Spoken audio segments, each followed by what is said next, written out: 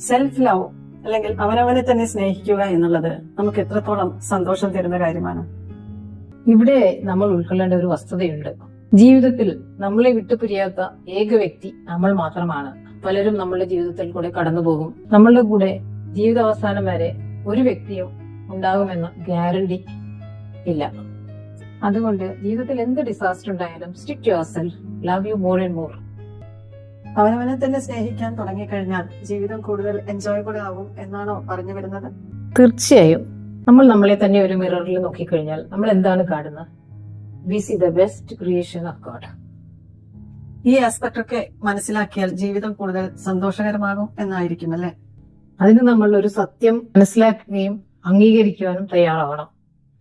നമ്മൾ ആരും ഇവിടെ സ്ഥിരതാമസത്തിന് വന്നവരല്ല.